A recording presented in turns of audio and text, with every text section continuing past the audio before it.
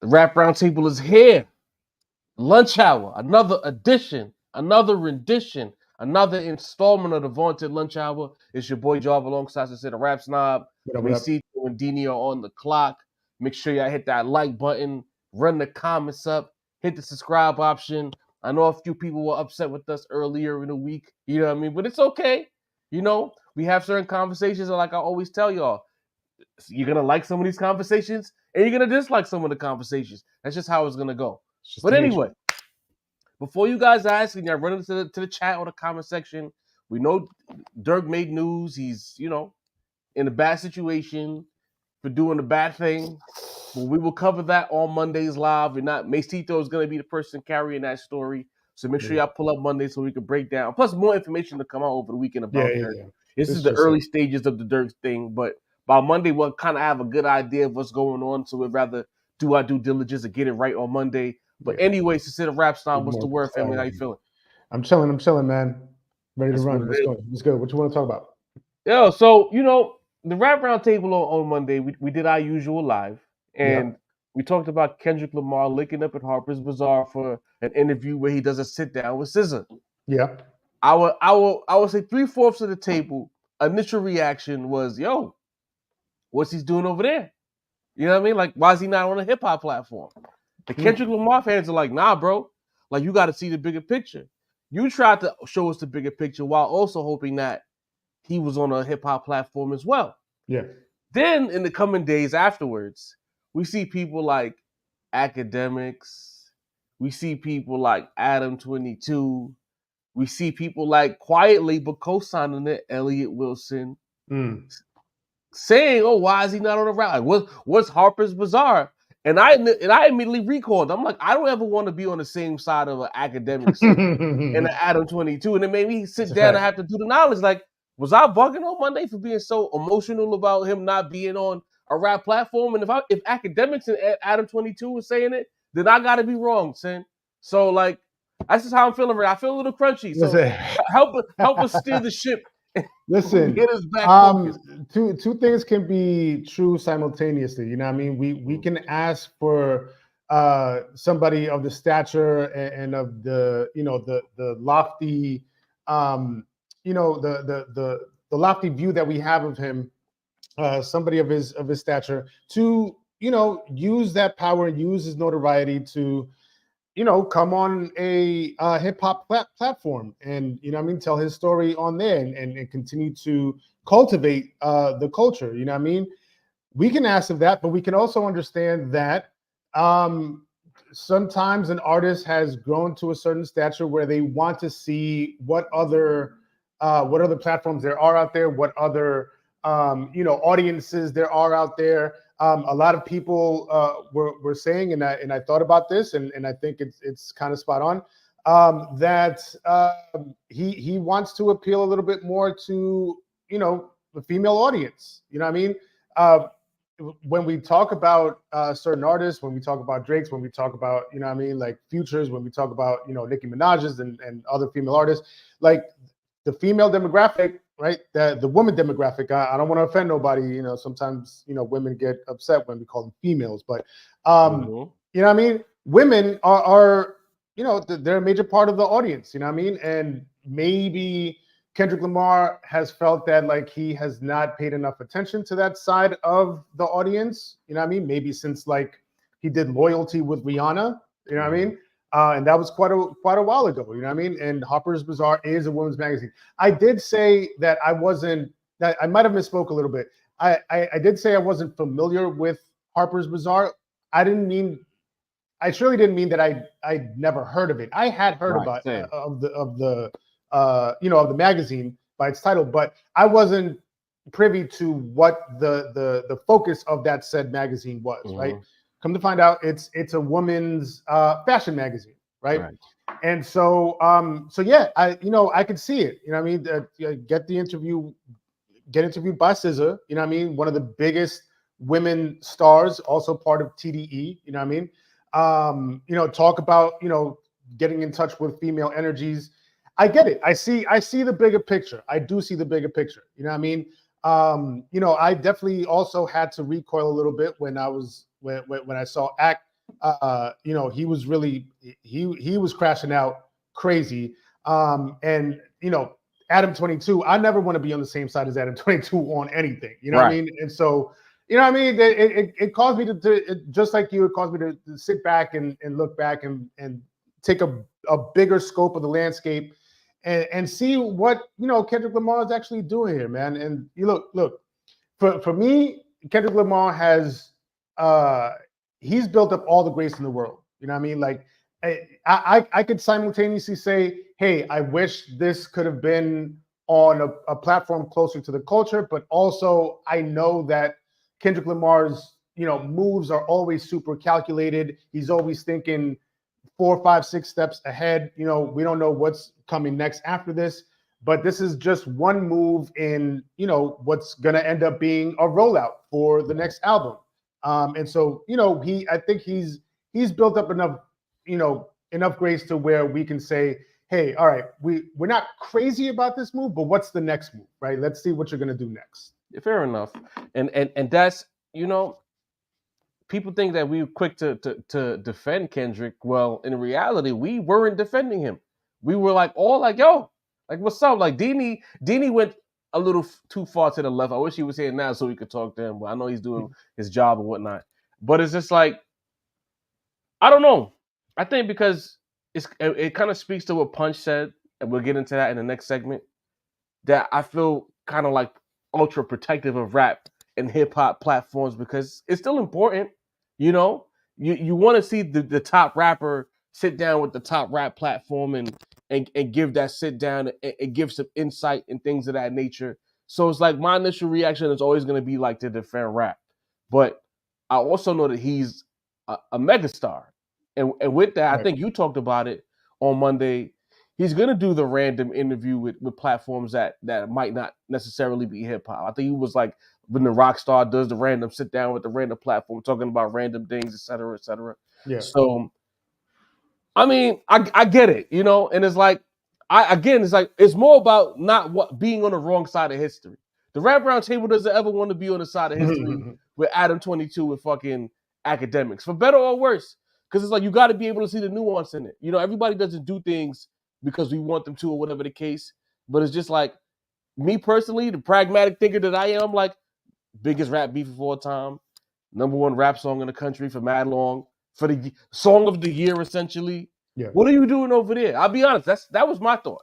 Well, but again, okay. If I could just chime in on that, like, again, we're dealing with certain audiences and certain fans that are just not going to be happy, regardless of what a particular artist does, right?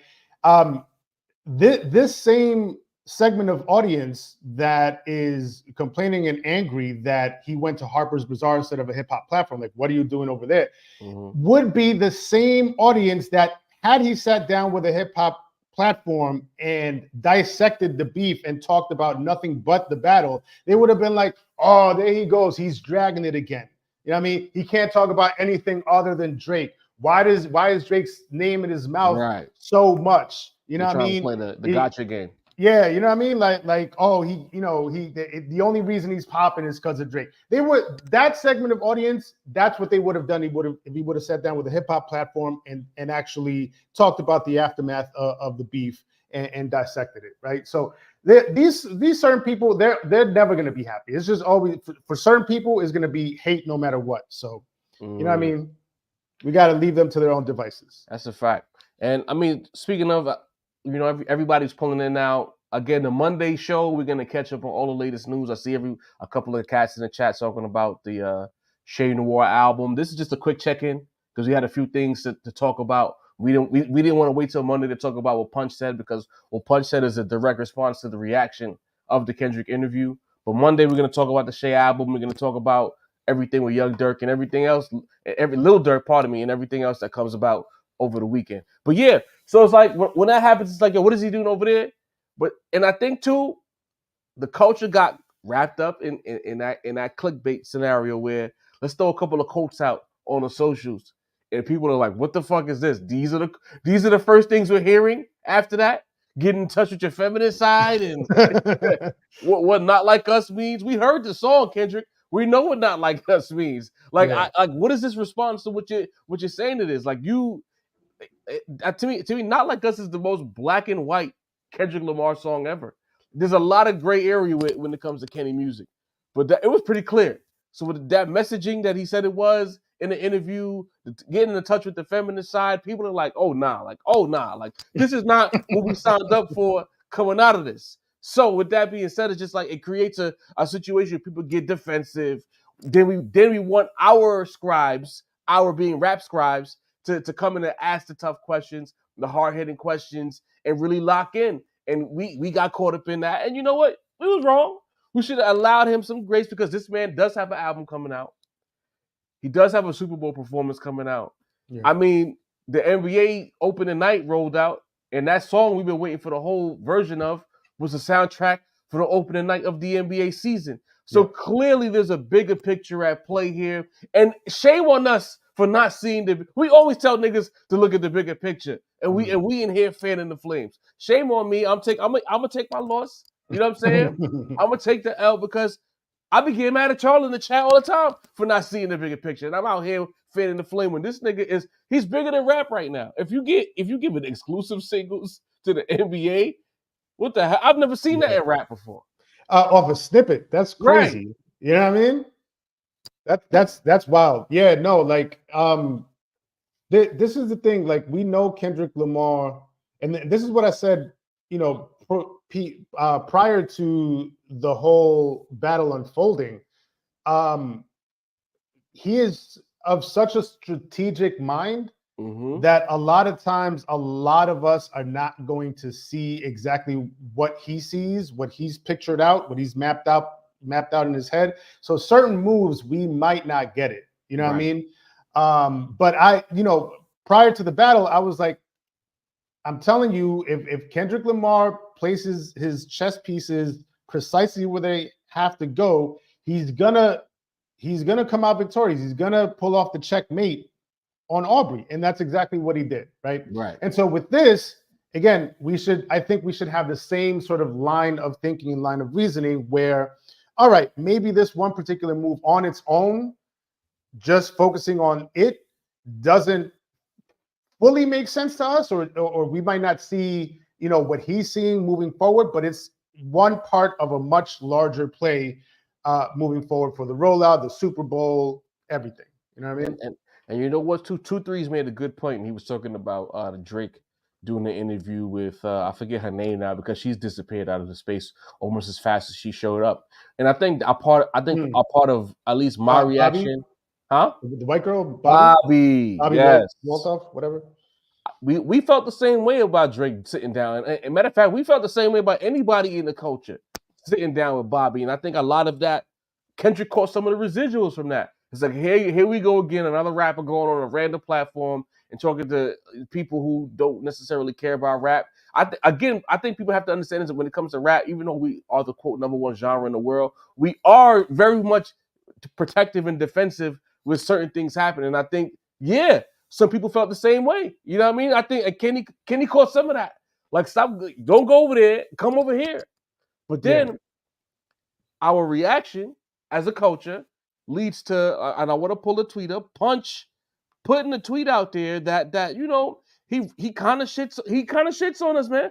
He's talking about the state of hip hop media, and the tweet says, "I respect hip hop journalism and feel it's needed in its truest form. It helped keep the culture alive, but there's only a few real ones left. Most of you are trash. Just my opinion. That's why artists don't want to talk to you." And it's like, ooh. And this tweet comes out the day after everyone is like, what the fuck is Kendrick doing on Harper's Bazaar? Yeah. So my first question sent to you is, what do you think about what Punch has to say? Is he right? Is it a bit much? Where are you at with that? I think I don't think it's right to just single out hip hop journalism. I think journalism as a whole has degraded. I think media in general has gone through a process of degradation in terms of like the values and the integrity of it all, because we all live in the same, you know, clickbait society. We all we are all susceptible to the allure of likes and retweets and follows and feeding the algorithm. And I think all of journalism has gone down that path. Quite honestly, I don't think it's right to single out hip hop journalism on its own. Maybe maybe Kendrick saw something in Harper's Bazaar. I want to shout out, I think I could pull this up because I'm on our account. Shout out to CO. She says the editor-in-chief of Harper's Bazaar is the first Black female ever, I guess, to be editor-in-chief of that particular magazine. And the interview was with SZA, so he was supporting Black women. So I see that, right? And we see that now, 2020, right? But yeah, like maybe Kendrick saw something in the editor-in-chief. Let me pull up her name, Samira Nasir. And maybe he saw something in the publication where he looked at it and said, all right, this particular platform is not playing the same games that everyone else seems to be playing now, right? And maybe if we know anything about Kendrick Lamar, whether you agree with it or not, whether you agree with him or not, is that he, at least for himself, right? We might not always understand it. Some of us might think it's bullshit. Shouts to Mace.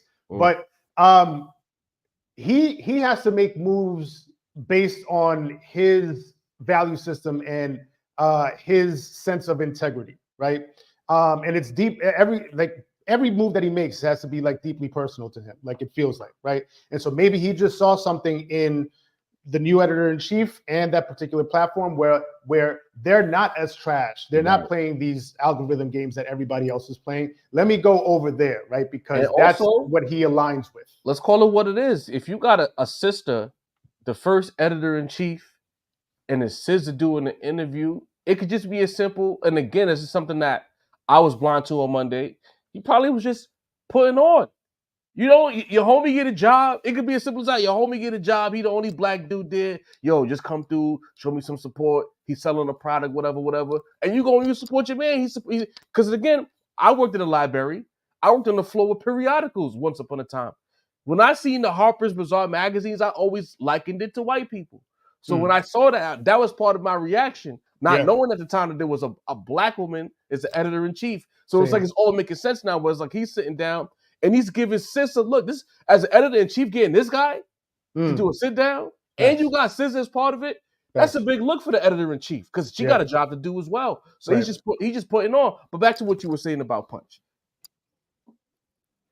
Oh, well, I'm sorry. I thought you was going to add on. No, but my overall point is I think it's unfair to single out hip hop journalism, right? I think that's a little unfair, right? Not to say that he's wrong, but like, again, just like with anything else, like why are we singling out hip hop journalism and the hip hop platforms when this is a much wider spread problem that we have in media, right? So I just think it's a little unfair. He's not right. I wouldn't say he's entirely wrong, just unfair to like single out just hip hop. There you go. Mike 4PF confuses me. He says yes, the star of TDE needs to get put on. And that's not what I'm saying. I'm saying that Kendrick was putting on for the new editor-in-chief, which is a Black woman. Please don't misconstrue what I'm saying. He don't need to get put anywhere. It's fucking Kendrick Lamar. What are we doing here? I'm saying he's putting on for his people. Please be clear. Run it back and you'll understand what I'm saying. But when it comes to Punch, I think it's a little problematic. I see both sides of it. He's tired of clout culture, which I think has kind of infiltrated hip-hop media. Everything is about clicks.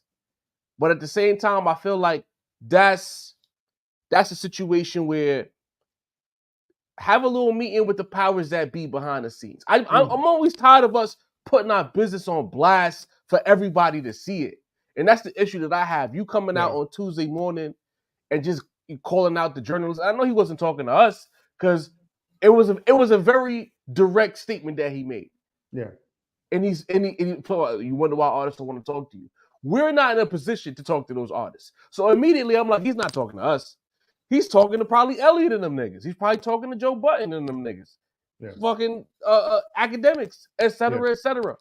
But it's like, bro, send a little blast message. Because the thing is, we all know in that world, everything is connected. That's a group chat message. That's an argument. That's a little side conversation. Don't go on social media and say hip hop media for the most part is trash when you're Right. part of one of the most powerful hip hop collectives in the world. How does that look? Could you imagine motherfucking Young Money, Cash Money, and they run saying that about hip hop media, or the Rockefeller era doing that, or the Bad Boy niggas doing that, or any collective you could think of doing that, or Griselda doing that, saying we don't want to talk to Sway and these niggas because y'all whack. Like, come on, bro. There has to be a fine line of nuance, and just like hopping out and saying that shit, you just making everybody else look at us crazy yet again. At least maybe I'm jumping out the window and saying that, but that's how I feel. It's like, yo, bro, stop speaking bad on us as a collective when you got a whole platform. I just think there's more constructive ways of criticizing the space. Yeah, there definitely is. And somebody like Kendrick has the leverage. He has the power to approach a platform and be like, hey, you know what I mean? Like, if I sit down with you, this is how I want it to go, right? This is what I want the interview to look like. This is what I want the tone to be. Like, he has that amount of leverage with his superstardom. You know what I mean? He's not a regular Joe Schmo that's gonna go on the platform and get okey doke by the platform and let the platform run, you know, whatever type of, you know, like salacious interview they want to run. Right. He has this enough clout to say how he wants things to run. You know what I mean? The other thing is, I think shit. I had another point. I lost my train of thought though. But it's like, come back to it. To me, I feel like that's kind of damaging, because if a Punch is saying that, how do other artists look at that? If Punch is saying that, I don't got to talk to these niggas. You know what I'm saying? To me, now I know maybe in some ways you could say it's cutting out a middleman, and like you see what Cardi does. Anytime Cardi got to roll out, she don't do no sit down interview. Cardi goes, she hop on her IG live and she does her rollout. Yeah. And it's like more artists, and I feel like they don't have to do that. And it's like, all right, granted, to me, the podcast is the new rap magazine. So you don't need a write-up anymore so much as far as hip-hop goes. You just go, most of the elite scribes are doing podcasts now anyway. So it's like you go there, you sit down with them, you chop it up, and then you connect with the people in that space. To me, Punch saying that just furthermore locks in that you don't gotta talk to these people. You don't gotta sit down with them. We don't need hip-hop journalism. Fan, just get the music and lock in with us, and I'll get my message to you this way. I just think it's a damaging statement to make, you know, at least out loud. Again, you could tell her, Elliot, because you got all their numbers. Go ahead, sir. Yeah, and I just remember the other point I wanted to make. It's especially frustrating and disappointing when hip hop media as a whole has done nothing but fawn over Kendrick Lamar this entire year. Mm-hmm. You know what I mean? His whole career, really. Let's call it what it is. His whole career, but you know, with recency bias, like people don't remember what happened a year, 2 years ago, right? Mm-hmm. Everybody's thinking about what happened this year and what he did in the battle this year. They have just continually thrown endless amounts of flowers at Kendrick Lamar this year. Mm-hmm. So for the one time when media personalities are like, wait a minute, we've been talking about him all year. We've been, you know, fawning over him the entire year. We've been giving him all the credit, every ounce of credit this year about, like, you know, keeping the culture alive and pushing the culture forward and giving us like the most epic battle in possibly the history of hip hop. Yeah, it feels unfair to, like, the one time that he gets somewhat criticized. Now, you know, it's like, oh, that's why we don't fuck with y'all, because y'all trash. Was hip hop media trash this entire rest of the year? Is this the moment when they're trash? When saying you spitting. When they decide to, like, you know, critique him. And it wasn't even like, it hasn't even been like a heavy critique. It wasn't like we shitting on him. You know what I mean? If people are not shitting on it, they're just like looking at it like, hey, wait a minute. Like, you know what I mean? We've been supporting him this entire year. He could support us in return. You know what I mean? And it's a fair critique. It's a fair critique. And I think it's unfair for him to be like, oh, that's why we don't fuck with y'all, because y'all trash. Oh, they're trash now. I see. Okay. And I guess that's why that's where I should say Punch was speaking to specific people, right? But my issue is you can't make a grandstanding statement like that without putting a name on it. To me, put a name on that shit. Because when you just say hip hop, when you were speaking to specific people who have a loud voice and they were trying to bash Kenny, and the loudest voices are the most popular voices right now in that space, then you got to put names on it, bro. To me, you got to be direct. If you feel like if you're talking to Act, you talking to Elliot, you talking to Adam 22, Funk Flex, whoever the fuck, whoever's out west, Big Boy, anybody, put a name on it, Punch, because you just broad stroking and calling it hip hop. You hurting everybody. From us all the way to the mid-tier niggas, the dead-end hip-hop niggas, all of us who are in this realm, we all take a hit when you say that. I think it was irresponsible. I know he was trying to critique the critics, but there's a right and a wrong way to do everything. And I'll leave it here because I know, Sin, you gotta go. Yeah. I think part of this is him low-key taking a bit of a victory lap. Because remember, there was a time when he was taking a lot of hits from the critics for not putting out music via TDE, whether he was in control or not. And I think he spoke to that in separate spaces. But I think he has a bit of frustration within him because those critics was on his ass for a couple of years. Like, where the music at? So now when shit is cooking. We were there. Right. We were there. We were there. We were one of them. You know what I'm saying? I think now he's looking at it and it's like, oh, now I got y'all. Check me. And he taking his lap. That's how it looks to me. But at the same time, very irresponsible. Yeah. No, for sure. Yeah, I think, like you said, putting out our business like on Front Street like that, the culture's business. That's a conversation that he could have had, another way, or he could have approached it another way. You know what I mean? But now he, you know what I mean? He just it feels like he's causing a little bit more divisiveness because immediately when you have a broad stroke statement like that, people are going to get defensive. You know what I mean? And now it's going to cause, more riffs, right? And we don't need that. We don't need that in rap at all. And you know what? I want to be clear. There are certain elements of rap media that is trash and it needs to be cleaned up. And we'll talk about it on Monday when we do our next live. We're gonna talk about how we can, maybe tweak the way hip hop media runs things to where it could be a slightly cleaner product. Because to me, clout is not going anywhere. People like the cloth, like us, is not going anywhere. But it needs to be like a healthy medium between clout and cloth. And I feel like we need to talk through that and probably create an infrastructure that makes it make sense for all parties involved. But Sincere Rap Song has to go.